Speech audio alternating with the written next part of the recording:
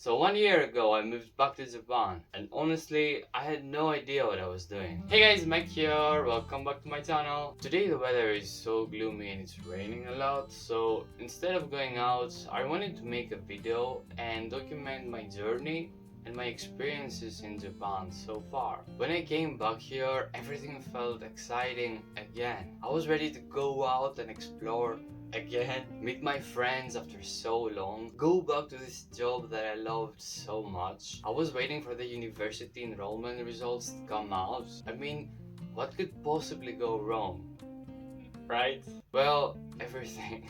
The day that I arrived here, the moment I had Wi-Fi again, I found out that I got rejected from the uni, and the job that I loved so much, the place closed down after a few months. And it was so sad and everybody was in shock. So what was I supposed to do?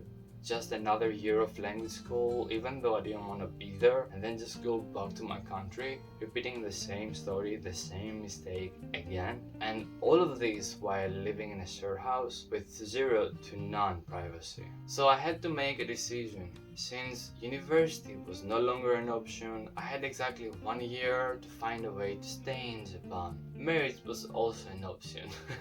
But no, seriously, I did my research, I asked around, and I found out that I can still get a visa through hospitality. Thing is, I worked so many years in hospitality and made a promise to myself I will never go back there. A promise now that I had to break if I really wanted to stay in Japan, and I really did.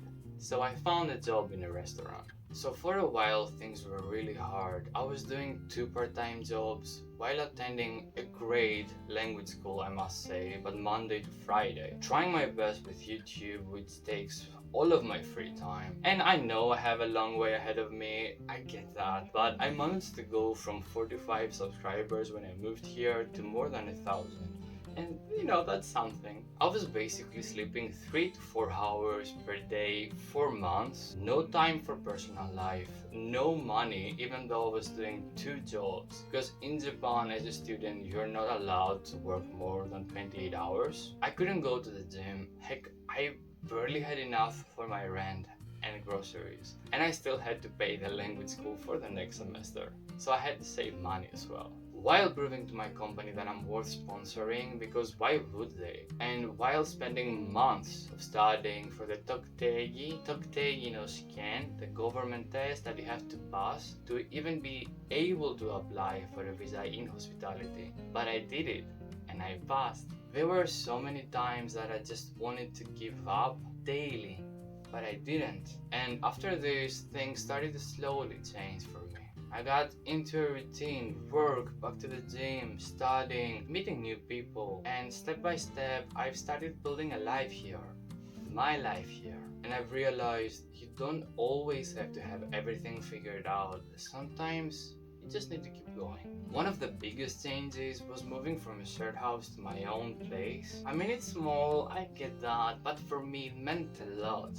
It meant progress, and that's big. It made me feel like I'm finally moving into the right direction, and I just couldn't be happier, you know? It really changed my mentality. And it wasn't easy. For the first few months I was actually losing money. My rent and expenses were a lot more than what I was gaining. It was a risk, but I took it. Then around the end of summer, we finally applied for a visa with my company, which I got, and finally started working full time. A bit too much though, if you're asking me. I'm currently working 200 plus hours per month, which is quite a lot.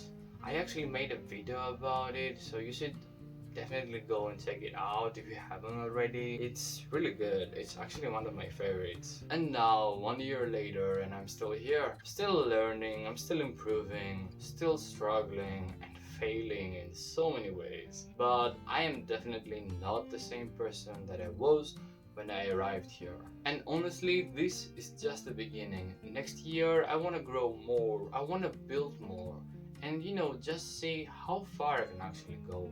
I have some goals for next year, like improve my Japanese, find a better job, build some more muscle, or don't go to prison.